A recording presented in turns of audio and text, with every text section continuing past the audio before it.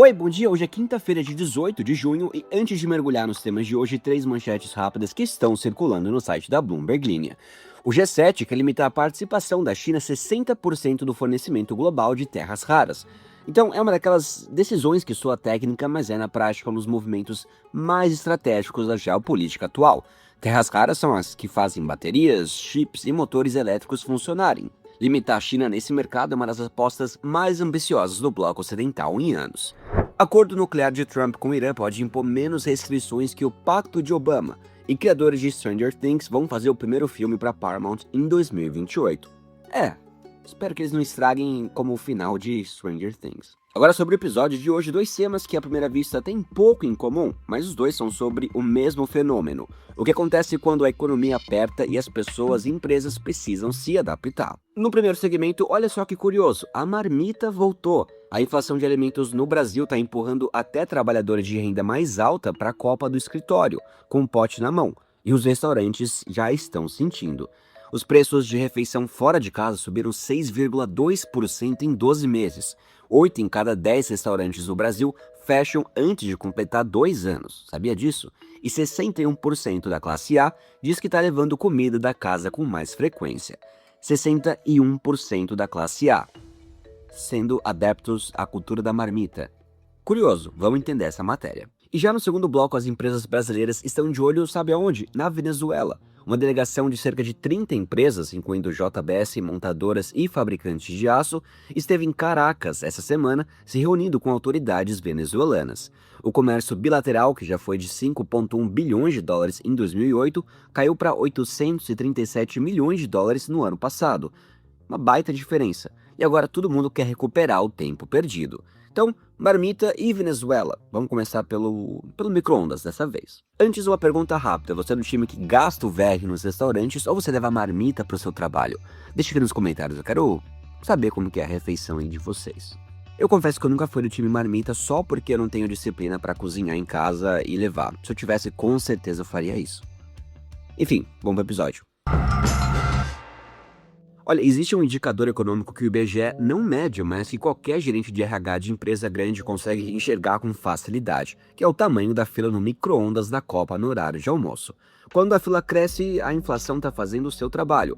E no Brasil de 2026, a fila cresceu. E nos centros empresariais de São Paulo e Brasília, a marmita voltou com força. Não como tendência de wellness, não como, hábito de quem quer comer saudável, mas como decisão financeira pura e simples.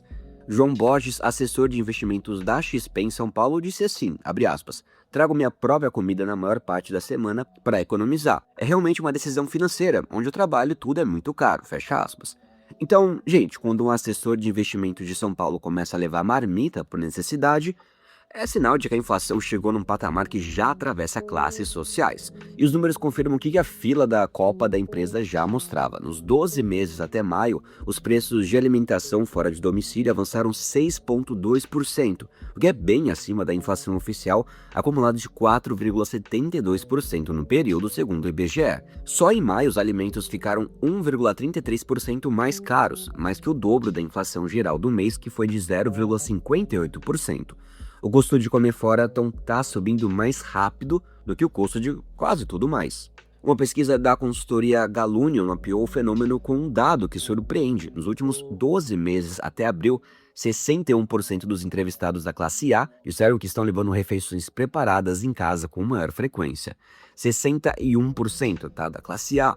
A marmita, por muito tempo associada a quem precisava economizar nas camadas de renda baixa, virou aí um ajuste que atravessa todo o espectro social. E quando a classe A começa a fazer o que a classe C já fazia por necessidade, a inflação claramente não está sendo mais contida por renda. Entre todos os participantes da pesquisa, olha esse número, 58% apontaram a necessidade de economizar como principal razão para trocar um restaurante pela marmita. Então não é preguiça de sair, não é conveniência, não é saúde, é conta. Para os restaurantes, o cenário é difícil dos dois lados ao mesmo tempo, porque os custos operacionais subiram, alimentos, energia, mão de obra, mas o cliente está saindo menos. Quem permanece no salão está mais sensível ao preço.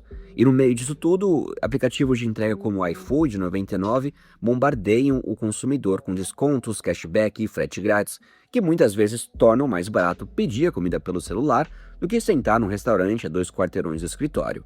O delivery virou concorrente de preço do restaurante tradicional e vinha ganhando antes da inflação piorar tudo. Anderson Shin, proprietário do restaurante Brazilian China na Asa Sul, em Brasília, um dos centros comerciais mais movimentados da capital, com instituições como Caixa, Banco do Brasil e Banco Central nas redondezas, resumiu a situação com clareza. Ele disse que os custos dos alimentos aumentaram muito e que eles estão tentando repassar esse reajuste de forma mais cuidadosa possível. Mas ele completa dizendo que alguns clientes simplesmente deixaram de ir no restaurante. Leandro Rodrigues, proprietário do Fogo de Lenha, um restaurante por quilo que opera há mais de 2 décadas na mesma região, descreve a pressão como vindo dos dois lados ao mesmo tempo, custos mais altos e menos clientes. Ele diz que não tem como repassar custos mais altos se você não está vendendo. E realmente, é uma equação sem saída elegante. Ou você absorve o custo e comprime a margem, ou você repassa e perde o cliente. Os dois caminhos machucam. A Albrazel, a associação que representa bares e restaurantes, mapeou o tamanho do aperto. Cerca de 58% dos estabelecimentos reajustaram seus preços em linha ou abaixo da inflação ao longo do último ano, mesmo com custos operacionais continuando a subir. O que isso significa? Significa que a maior parte do setor está operando com margens comprimidas na esperança de manter o movimento, e nem sempre está funcionando. A entidade estima que 8 em cada 10 restaurantes no Brasil fecham antes de completar 2 anos de atividade. É um setor que emprega mais de 3 milhões de pessoas em cerca de 150 mil estabelecimentos e que tem uma taxa de mortalidade que faria qualquer economista pausar. Você aí está pensando em abrir um restaurante? Pensa 2 vezes, 3 vezes. Tá, 4 vezes. Olha, por trás da inflação do alimento há causas estruturais e conjunturais se somando. A guerra lá no Oriente Médio elevou custos globais de fertilizantes e combustíveis, pressionando, claro, a produção agrícola brasileira. O Banco Central mantém a Selic em 14,5% ao ano para tentar conter as pressões inflacionárias, o que encarece o crédito e comprime o investimento, mas até agora não foi suficiente para trazer a inflação de volta à meta de 3%, que não é cumprida desde 2020, tá?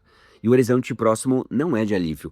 Um forte episódio de El Niño é cada vez mais provável e deve, segundo André Valério, economista sênior do Banco Inter, aumentar a pressão sobre a produção agrícola e, claro, manter os preços dos alimentos elevados nos próximos meses. O quadro tem uma dimensão política que não passa despercebida. Com eleições em outubro, o presidente Lula governa no momento em que os indicadores agregados permanecem razoáveis, desemprego perto das mínimas históricas, crescimento acima das previsões, mas a percepção do consumidor vai na direção oposta. Mais da metade dos brasileiros avalia a situação econômica atual como ruim, segundo a pesquisa da Atlas Intel para a Bloomberg News em maio. É o clássico paradoxo ali entre o dado macroeconômico e o sentimento no caixa do supermercado. E nas eleições, o que vota é o sentimento no caixa do supermercado. A marmita não é uma tendência, é uma moda que uma blogueira de Instagram passou para todo mundo. É um sintoma, e quando o sintoma chega na classe A, é porque a doença já está disseminada. Bom, em 2008, o Brasil e a Venezuela trocavam 5,1 bilhões de dólares em comércio por ano, sabia disso? Era o auge de uma parceria impulsionada pela afinidade política ali entre Lula e Hugo Chávez, também pela demanda venezuelana por manufaturados e alimentos brasileiros e por um petróleo venezuelano que bancava toda essa história. No ano passado, esse número era 837 milhões de dólares, uma queda de mais de 80% em menos de 2 décadas. Crise econômica, sanções internacionais, colapso institucional, a Venezuela passou pela combinação mais destruidora possível para uma economia e o comércio bilateral refletiu cada estágio dessa destruição. Agora, Nicolás Maduro, fora do poder e a Venezuela tentando se reintegrar à economia regional, o Brasil quer recuperar o tempo perdido. Essa semana, uma delegação de cerca de 30 empresas brasileiras esteve em Caracas para reuniões com autoridades venezuelanas e grupos empresariais locais, que foi organizado pela Embaixada do Brasil e pela Agência Brasileira de Promoção de Comércio e Investimento. Entre os convidados, olha aqui essa lista: JBS, Toyota, General Motors, Scania, Tenaris, Eurofarma, Biolab, Petrorecôncavo e associações de produtores de carne, arroz, grãos e peças automotivas. É praticamente um corte transversal aí do agronegócio da indústria brasileira. Alguns dos executivos do setor de carne bovina foram além da reunião de negócios. Estavam avaliando terras na Venezuela para pecuária. Então não é apenas olha, vamos voltar a exportar. É olha, a gente quer produzir aqui dentro. É um nível de comprometimento que vai bem além de uma missão comercial protocolar. A Embraer foi convidada, mas não enviou representantes. A JBS não respondeu à Bloomberg e os ministérios brasileiros envolvidos também não comentaram. O racional do Brasil é relativamente direto. A Venezuela é um mercado de 30 milhões de pessoas que passou mais de uma década praticamente fechado para o mundo. E com a reabertura, quem chegar primeiro estabelece relações, contratos e infraestrutura de distribuição antes da concorrência. A Colômbia já está nesse movimento, claro, são vizinhos diretos da Venezuela. Os colombianos também buscam estabelecer laços comerciais de investimento. O Brasil não quer chegar tarde. Júlio Ramos, diretor de assuntos estratégicos da ABEC, Associação dos Exportadores de Carne Bovina, colocou assim, abre aspas, a Venezuela já foi um importante parceiro comercial do Brasil. Portanto, vemos esse momento como uma oportunidade para um recomeço, um novo capítulo nas relações entre o Brasil e a Venezuela, especialmente no que diz respeito à carne bovina brasileira. Fecha aspas. É uma frase, diplomática, mas o que ela diz nas entrelinhas é um pouco mais simples. Há um mercado grande que ficou vazio por 10 anos e agora está se abrindo, e a fila já começou a formar. O contexto político é relevante. Vamos falar de Lula de novo. O governo Lula sempre manteve uma posição mais próxima de Caracas do que governos anteriores, e mais próxima do que boa parte dos parceiros do Brasil no continente. Essa postura foi alvo de críticas domésticas por anos, tá? Agora, ela pode se traduzir numa vantagem prática. Relações diplomáticas mantidas abertas durante o período de isolamento podem, facilitar o acesso comercial no momento de reabertura. Mas há também riscos que qualquer empresa entrando na Venezuela precisa considerar. O país ainda carrega um histórico recente de confisco de ativos estrangeiros, instabilidade jurídica e câmbio problemático.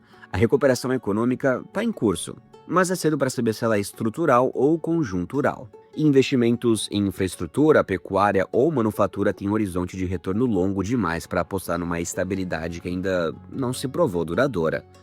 Então, o que está acontecendo em Caracas essa semana não é ainda um boom de investimentos, é uma sondagem. Empresas mandando representantes para ver o que há, ouvir o que as autoridades oferecem e avaliar se o momento é de entrar ou de esperar. A resposta provavelmente vai variar bastante por setor. Exportar carne tem um ciclo de decisão muito mais curto do que construir uma fábrica ou desenvolver uma área de pecuária. O comércio bilateral, que já foi de 5,1 bilhões de dólares, vai voltar a esse patamar? Provavelmente não no curto prazo, e talvez nunca da mesma forma, dado que a Venezuela de 2026 é diferente da de 2008 em quase todos os aspectos. Mas 837 milhões de dólares também deixa muito espaço para crescer antes de chegar perto do teto histórico. Por enquanto, o Brasil está batendo na porta. A Venezuela parece que está abrindo. O que vem depois depende do que cada um encontrar do outro lado. Bom, eu sou o Alan Blanco, as informações são da Bloomberg News. O episódio foi editado por Daiane Pinotti. E bora aqui os comentários do episódio passado, eu te perguntado se as crianças ainda jogam bafo com as cartinhas. Charlie Yoko diz que os filhos deles colecionam e batem bafo, tanto que estão com dor nas mãos, tadinhos. Raquel Miller diz que ela já completou o álbum com o pai e o irmão no dia 30 de maio e não conseguiram nenhuma dessas figurinhas especiais esse ano. Olha só, que pena, que investimento perigoso, eu diria.